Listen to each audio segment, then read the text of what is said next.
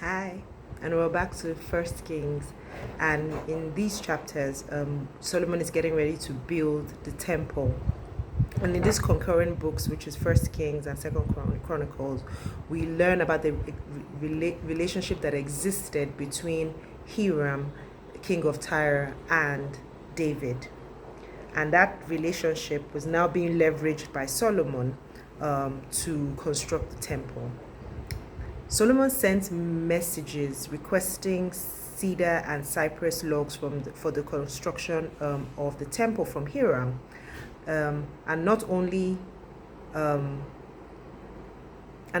Hiram not only acquiesced, but he blessed the name of the Lord, even though he was a Gentile. He wasn't an Israelite. But when he requested, there was a verse where he says, "Oh, I bless the name of the Lord of David," and just acknowledging God in His splendor.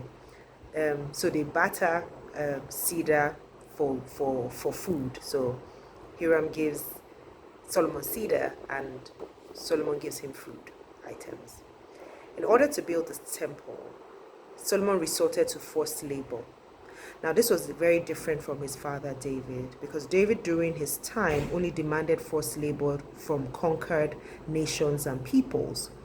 But Solomon did this to his fellow Israelites, and we'll find out later that this caused some resentment among the people.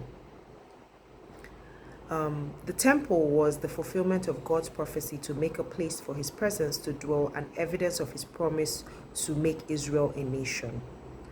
The construction of the temple probably started around 966 BC, the fourth year of Solomon's reign, which was about 1446 BC, approximately 480 years after the Exodus, after God had led the Israelites out of the land of Egypt. It was probably completed in 959 BC, so the whole construction took about 7 years.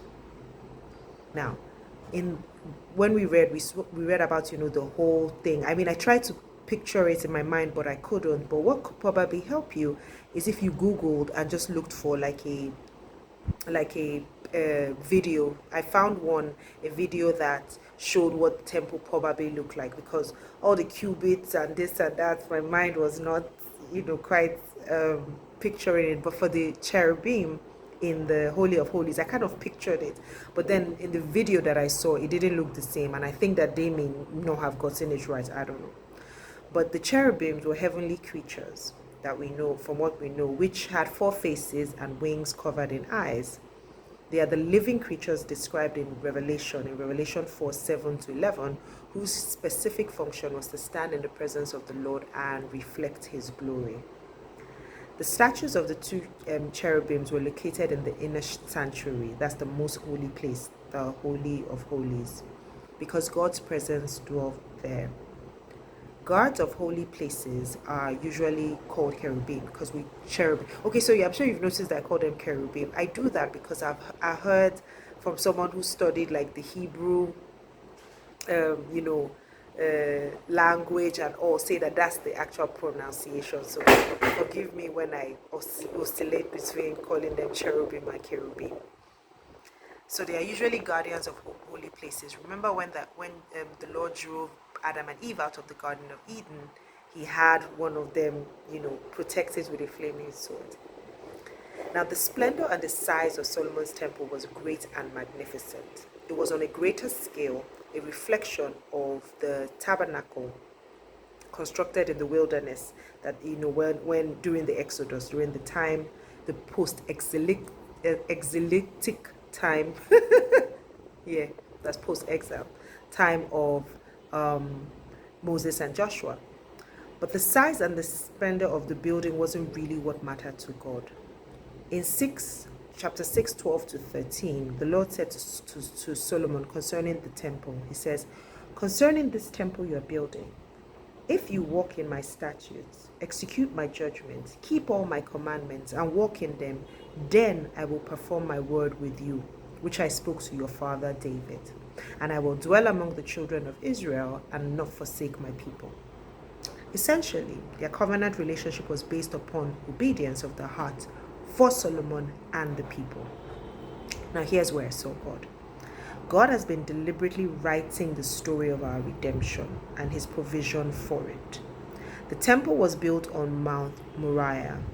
Now, I've talked about Mount Moriah, the mountain range where Moses was to sacrifice Isaac.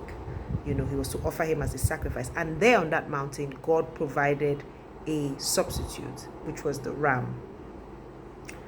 This is said to have happened in the southern part of that mountain range. Now, many centuries later, in the northern part of this same mountain range, on Golgotha's brow, Jesus was crucified. He made the ultimate sacrifice to redeem us, God's Lamb who took away the sins of the world. The mountain is the focal point of God's story in redemption. It just shows me how intentional God is about us, about saving us, and about our salvation. Isn't that interesting? I found that very interesting, and thank you for joining me today. Tomorrow we'll continue with the story of Solomon and his temple with 1 Kings 7 and 2 Chronicles 4. Look forward to seeing you here. Have a good day. Bye.